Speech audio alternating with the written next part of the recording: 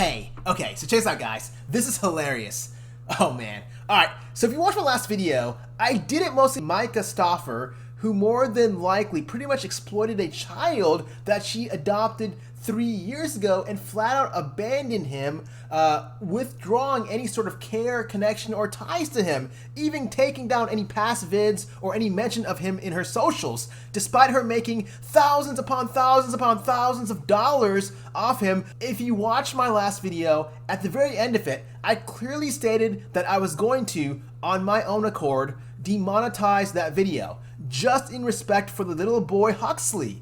And I encourage, by the way, other channels making videos related to this topic to do the same. However, they seem to want to profit and exploit him just as the Stauffers did, albeit they did so on a larger grand scale, which is just plain terrible. By the way, Huxley, if you're watching this video like in 2030, I mean, you never know.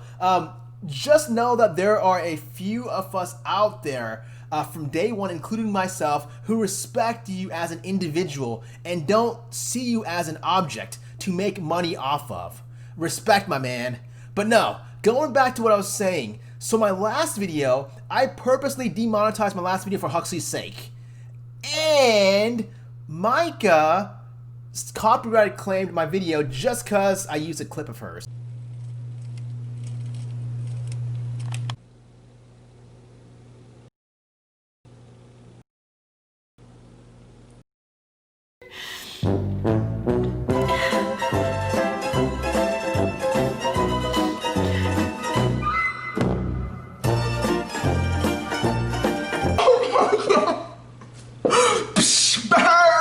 But you know, actually, the truth be told is that when I made that last video, I wasn't thinking about her actually copyright claim my video. I had no idea she was going to do that. In this video, in my last video, the intention was to respect Huxley. Anyways, alright, I don't want to go ahead and spend too much time on them. But this video, as promised, you guys have been waiting for it. Thank you so much to all subscribed. I saw the subscriber count just shot up. You guys rock. I really appreciate it. Oh, and by the way, I'm not accepting any sort of donations, okay? So please don't ask about, hey, how can I donate or contribute to the channel? I'm not accepting any of that. This channel is for you. You guys are driving it. As long as you continue to go ahead and watch the vids and support it, I'm just gonna continue doing what I'm doing, okay? This channel is straight from the heart. Tell me we can make one more start. Oh, give it to me straight from the heart. Okay, back. All right. Anyways, we're off to a great start. No, this video actually is about Huxley, like I mentioned. Let's go and begin here. Let's cue the introduction. Introduction, please. What happened to the introduction? You know, the stupid glass with the water, the logo? Oh, great. Budget cuts. Great, go figure. Psych Guy's budget went from $4.11 to $1.86. All right. No, but again, no donations. This is a warning again with peace and love. Peace and love. Let my man tell it to you. This is a serious message to everybody watching it right now. Peace and love. Peace and love. I want to tell you, please, if it's going to be tossed. I'm warning you with peace and love, so no more thank you, nothing. Anyway, peace and love, peace and love. Yes, definitely peace and love, no donations. It's a stern, frank warning. Oh, and by the way, thank you so much, Alice Lindsay. I think I'm saying that right. You rock. You don't have to do this to go ahead and make a channel art. Yeah, I want to try to put this on my background, my channel. I don't know how to do it. But yeah, thank you so much. I appreciate that. And I appreciate all the loyal support to those who have been to this channel from day one or even recently joining in. Welcome aboard. All right, let's go and begin. Let's talk about Huxley, okay? What I'm going to say is not going to be official, okay? These are just thoughts and speculations. And I'm not going to go ahead and officially say, I think it's this diagnosis, that diagnosis. I'm probably going to bleep that out or cover my mouth. With this Huxley case, again, I haven't evaluated him, so it's not official.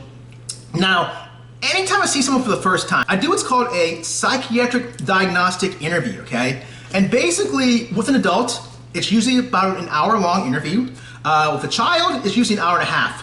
Why hour and a half? Well, think about it. With a child, there's more layers involved, more different dynamics. The individual, the child, the parents, and his relationship with the parents, his siblings, relationship with them, friends, school, academic, sometimes it's legal, the juvenile justice system is involved. So yeah, many different sort of dynamics involved. So that's why it's a little more involved, a little more in depth. And also, I like to meet with the child first individually, and then later I'll meet with the parent or parents or sets of parents. And then at the very end, collectively as a group, meet with everyone together. So it takes a little more time, it's more labor intensive. So I do the psychiatric diagnostic interview. It's usually one session kind of thing. Now in cases like Huxley's, my guess is that more than likely, and this is me, my opinion, but I don't know much about the case, but it sounds like it's a pretty complex case. I wouldn't be surprised if it took 2 full sessions. So very, very involved. And so I like to go down sort of this checkbox in terms of like the standard format of a typical diagnostic sort of interview. You first start with what's called a chief complaint. And that's usually the problem, what's going on with the individual. And with Huxley, more than likely, it's probably behavioral problems, right? That's according to what, I heard. He's been having a lot of behavioral problems, right? I call it behavior dysfunction. It's a fancy word of saying that. And then you kind of go down this, then you go to the history of present illness. That's basically a summary of events leading up to what brings him to in front of you in your office. Then you go to other information like past psychiatric history, past medical history, medications, allergies, family history, both medical and psychiatric, which in Huxley's case is probably unknown because we don't know much, it sounds like, we don't know much about his biological family back at home from China. And then you kind of go and talk about, social history and substance abuse history, and it doesn't apply to him at all, I don't think. And then one big thing is developmental history. I think that's a huge, huge key. What I would probably focus on if I was evaluating him for the first time, I would focus on that. That's very important. And then legal history, and then you go to mental status exam, which I don't want to talk about here, but the main really bread and butter of this discussion that we're having today is I want to talk about what's called a diagnostic formulation and a plan. And that's pretty much, in my opinion, the 2 most important things in one of these typical evaluations that I do on a daily basis. And what is a diagnostic formulation? Well, it's a simple way to go ahead and enable the provider, whether it's a psychiatrist or a nurse practitioner or a physician assistant or whoever, to go ahead and sort of in their mind compartmentalize and think about, okay, what sort of factors might be influencing their current state and their behaviors and so on, their emotions, leading up to what their probable diagnosis is. And there's 2 models that you can kind of take an approach in regards to helping one to determine, potential working hypothetical diagnoses. And the first model is called the biopsychosocial model. It was developed in 1980 by a gentleman by the name of George Engel. I personally think, in my opinion, that it was one of the greatest tools or models ever created. It helps me out so much every day, every time I see a new patient, a new client. Even continual from following them, just makes me kind of keeps me on my toes. So that's one model. The other model is called the 4 Ps, predisposing, precipitating, perpetuating, and protective. Protective is more kind of, you talk more about the plan, and the 4 Ps also, I don't like that much. I mean, it's good, it's okay, but it's kind of synonymous with the biopsychosocial model, like predisposing is synonymous with biological, precipitating is synonymous with psychological, and perpetuating is kind of synonymous with sociological factors or social factors. A lot of times also they kind of intertwine with one another, and you can put on a grid, a matrix type form, and kind of break it down individually. But I like to keep things simple, stupid, the KISS method. That's just the way I operate. So I like the biopsychosocial model myself. That's just me. Other providers may beg to differ. So yeah, 3 columns in my mind: biological factors, psychological factors, and social or sociological factors. So let's specifically talk about this case, Huxley, okay? Now, with Huxley, the biological factors, there are so many unknowns. There's just so much that we don't know of. For example, I don't know anything about his family psychiatric history. There could be a chance that somewhere in his family, maybe his mom, maybe his dad, grandparents, or somewhere in this lineage, that there may be mental illness in the family. Who knows? I don't know. A lot of times also the problem that we face is that mental illness is stigmatized a lot in Asian culture. That's the way it is a lot of times, not talked about as compared to, say, here in America, where it's a little bit more dialed for discussion. It's still stigmatized, but not so heavy in other places in the world. So who knows exactly what is in his family. You know, a lot of times these genetic, mental illnesses can be passed into one's genes. So who knows, maybe he might have bipolar written in his genome structure. He might have schizophrenia. He might have, you know, ADHD. I mean, who knows, right? A lot of these disorders are passed on from generation to generation. So you always wonder about that. I know the term autistic disorder was thrown out. Just the videos I've seen in regards to a diagnosis that the family knew ahead of time before taking him in, like, you know, he's diagnosed autism. I kind of have my doubts though. I wonder about if that's really the truly accurate diagnosis. Again, I can't say for sure because I don't know the details, and it would be very unethical for me to go ahead and jump in and really nitpick at this case. But I find it kind of implausible, and the reason being is because, well, first off, autism, it's a diagnosis that's been thrown out loosely, especially lately. Every decade, it seems like, has their sort of hot diagnosis. The 80s, it was ADHD. The 90s, the early 90s, it was depression with the advent of the Prozac generation.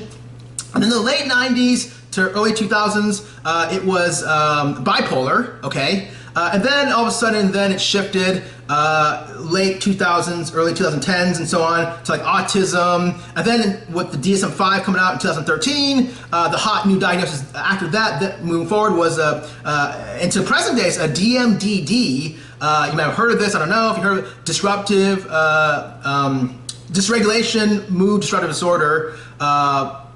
Yeah, that's it, I think, or it's reversed or whatever. That's a hot diagnosis up until present day. And also autism in the background has always been also a hot diagnosis ever since, it seems like, at least in my opinion, since like the mid to late 2000s until, you know, the last decade, you know, the 2010s and moving forward. It's always been there, especially with the anti-vaxxers, you know, claiming that MMR can go ahead and increase rates of autism and so on. So it's always been sort of like that sort of staple, sort of go-to diagnosis, hot, talked about a lot in the media and so on, off and on. And so I have thought maybe that might, you know, been jumped, you know, maybe they might have jumped the gun. And not only that, but I mean, this diagnosis of autism, it's really rare to diagnose someone with autism at the age of 1.5, 2 years old, which it sounds like more likely Huxley was diagnosed. You know, usually with autism, you capture a delay in speech or language before the age of 3, okay?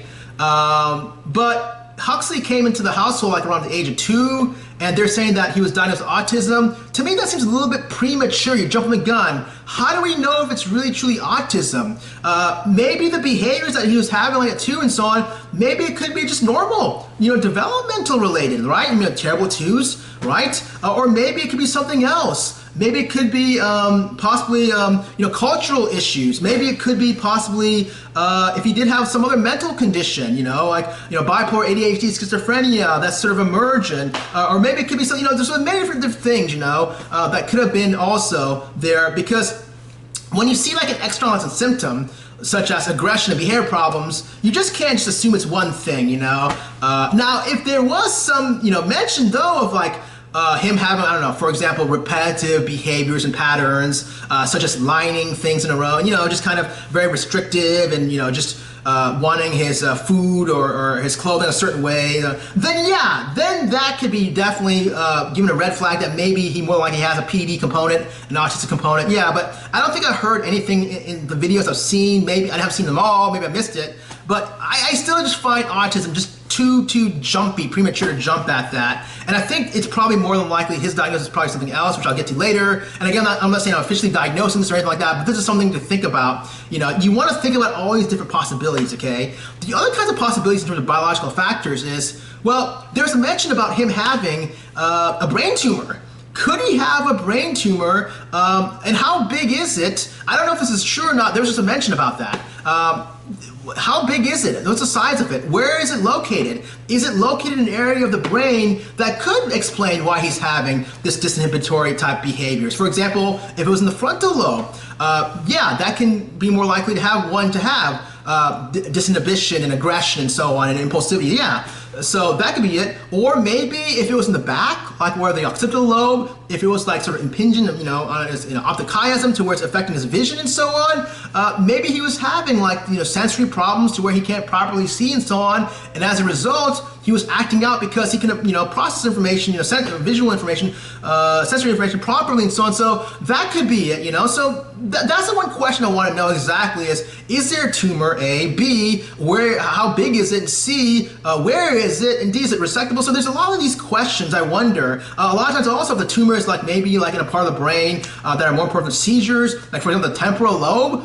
Could it be like, creating, just setting off epileptiform activity, seizures, to where if he's having these sort of recurrent seizures off and on, that can also be attributed to what's called interictal or postictal. Interictal means in between seizures, and postictal means after seizures. Ictal is like the seizure activity.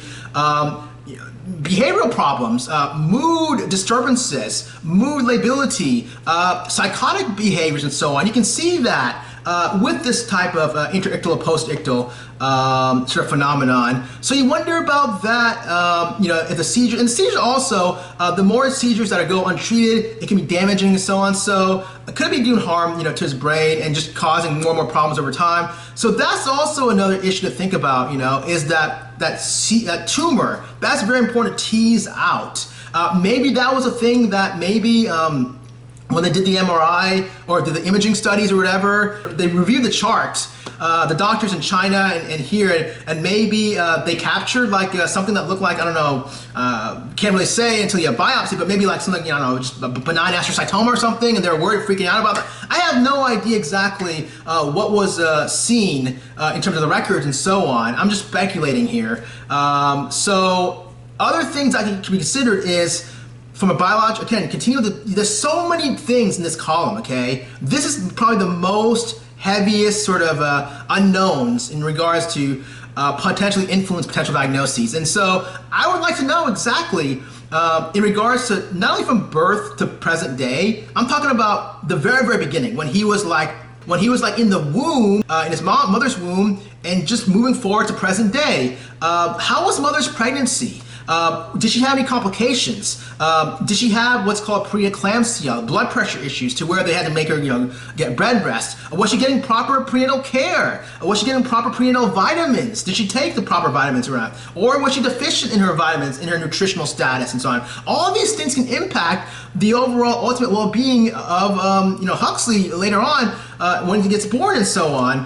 In his development, his organs, his brain, his neurological status. Very, very important to know exactly what sort of follow-up that she have. And also, a big question is, did she engage in any sort of in utero exposure to toxins? Did she like drink or do drugs, smoke? Smoking and nicotine, you'll see more irritability, withdrawal, and so on. Not too much worried about that. I'm more worried in terms of all the drugs. The most I'm worried about, heroin, withdrawal. The most drug I'm worried about is, in my experience at least, is the alcohol. The alcohol is really, really tragedic. I mean, I've seen cases where even 1 or 2 beers or a glass of wine, I mean, it's pretty scary and dangerous. It can go through the umbilical cord, into the placenta, and just really, it doesn't discriminate. It can just damage the brain, the poor infant's brain. And the brain, each part of the brain involves different functions, right? So if it damages just globally the whole brain, we're talking in effect, ultimately one's socialization, one's attention, one's memory, one's behavior. I mean, the list goes on and on and on and on. That's why I personally, it's my opinion, but I wish that there was a federal law banning, strictly saying that if you're caught drinking alcohol while you're pregnant, there should be a stiff penalty or fine. That's just my opinion. I'm biased that way because I know I've seen so many fetal alcohol type cases, and it's really sad because to me that constitutes abuse. The child didn't ask for it, and the mother to have a good time drank. No, that's just uncalled for, and to me, I hate to go off on a limb here, but it's just disgusting because I've seen it, and it's very difficult. Fetal alcohol cases, by the way, that is probably in my top 2 of hardest type of cases to treat, okay? Let me just put it that way, okay? In addition to the other type of case, which I'll talk about later, those are top 2 diagnoses in regards to children and adolescent that I feel. Again, not saying she has that. And by the way, the term is now alcohol-related neurodegenerative disorder. But yeah, that's the new term that and you don't have to have the facial anomalies. It doesn't matter if you can still have that sort of condition. So I wonder about that. What else do I wonder about? Finishing off the biological, I wonder about the delivery itself. How was the delivery? Was it full term or was it preterm? If it was preterm, then they're more likely to have problems with the infant, with the child. The organs are not matured, the brain's not matured, the lungs are not matured. How was the delivery? Was it a normal delivery or was it a complicated delivery? Meaning complicated, meaning like was it born like in an abnormal or unusual atypical position, like a breech position where like the umbilical cord is wrapped around the neck and they had like a sort of anoxic injury, they lost oxygen for a few seconds or minutes and so on, that could have damaged the brain as a result. Did that happen? What were the APGAR scores? APGAR scores are basically look at five different things, muscle tone, heart rate, respiration, and so on, to see exactly how were they good, were they normal, were they high, were they low? I'd like to know what those are. Also the delivery itself, was it complicated? Was it a normal? Did it go well, or did they have to force to extract the child through the use of forceps, artificial instrumentation, forceps, just trauma involved to the head, the brain, or was it like a vacuum assisted, just really, really harsh? So that's also very important to know. So a lot of questions, a lot of unknowns, and unfortunately these are questions that probably may not get the answer to because I don't know how the documentation is overseas. I have no idea, but these are some things to want to know. And then after the delivery, post-delivery, was there any complications? How are the bilirubin levels? Was there any sort of excessive jaundice? Not physiologic jaundice, but excessive jaundice where it created something called kernicterus, where it damaged the brain? Did they have to go ahead and have lights and so on? And what sort of special interventions to go ahead and bring it down? So yeah, that's, were they in the hospital for how long, after delivery? So these are things that you always want to know and you always want to rule out and so on. So that's very, very important. To finish off the biological factors and so on, I wonder about temperament. Temperament's also something big that people sort of miss. How was his temperament up until, Myka, adopting him? How is the temperament described? Temperament, there's usually 9 domains described. If you look at Thompson-Chess's domains of temperament, activity level, adaptivity, distractibility, approach/withdrawal, reaction to mood. There's like 9 of them, okay? I'm not gonna list all of them. But how was the temperament? And there's 3 types of temperament. Was it easy, slow to warm up, or difficult? My guess is probably here in the case, it's probably more likely difficult, it's my guess. So yeah, these are things that I look at in terms of biological factors that influence diagnosis. I can see right now maybe 1 or 2 that really jump out at me in terms of diagnosis. Like, okay, hold on, we gotta make sure we rule out, and that would be, and also versus if maybe possibly, that's what really, really shoots out at me, okay? In terms of, possible biological factors influencing possible biology-related diagnoses. And by the way, this is the only channel that can talk about that section right here. The other channels can't, the mental health that I know of at least. Being a medical doctor myself, I can talk about the medicine, biological type stuff that other channels can't. So you're in the right place. All right, now in terms of psychological sort of factors, yeah, there are a lot of psychological factors involved in this case. You look at psychological themes, and the most important theme is the theme of this attachment, and the loss of object. My guess that probably this poor child in China was probably tossed around, didn't have a stable primary caretaker, probably was exposed to multiple different caretakers until finally, got adopted by the Stauffers at age of 2, and that was going well. It was kind of rough, I guess, until then after 3 years, then nope, sorry, we can't do it anymore. So it sounded like it was improving though, like just from what I heard, but nope, sorry, we can't do it, anymore. And unfortunately that forced to go backwards again and sort of rehash this sort of attachment, detachment kind of a phenomenon. And so that's something that's a huge theme and huge factor to consider in regards to possible diagnosis. And there's something called which a lot of you folks have mentioned in the comment section and other videos. And yeah, that, I'm not gonna lie, that's something that I really do think. The fact that probably there was that absence of that primary maternal object for Huxley to go ahead and bond, especially the first 3 years. There was that instability where he was probably tossed around and so on. So unfortunately, as a result, because he wasn't able to form that primary attachment, the symbiotic attachment, you see later on sort of behaviors, externalizing behaviors and disinhibition and problems with his relationships and socialization and so on, which maybe we've seen right now. So yeah, I do think that there's a very strong possibility that he may more than likely have that component for sure. Usually before the age of 5 also, you see this diagnosis diagnosed. So I wouldn't be surprised if he has it. Again, I'm not diagnosing with anything. I'm just throwing everything out there. In regards to other sort of psychological themes, aside from attachment and objects, loss of object, well, loss of object, but the fact that now Huxley or the Stauffers said, nope, we can't do anymore. That later on can haunt him, for his loss of object, can instill now even more rejection and abandonment than already before when he was re-experiencing that. So it's like re-traumatizing him kind of thing, to where it's just, it wasn't beneficial. I mean, for what they did, and that's what really makes me so mad. What they did, in the end, it just hurt him more than it helped him.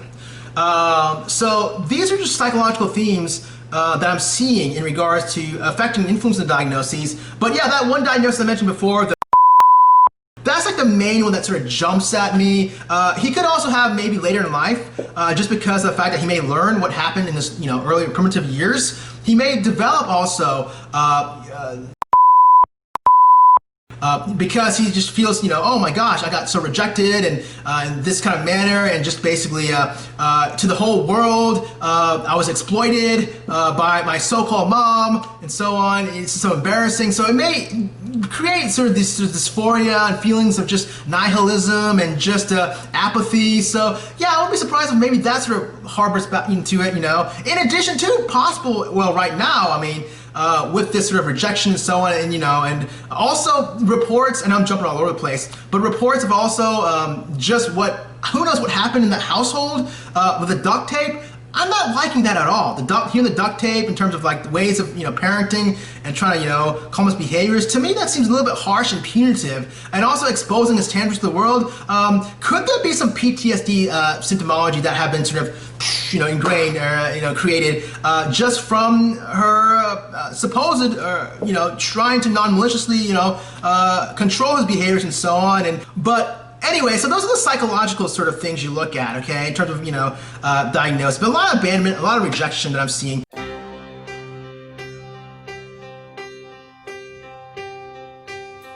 I could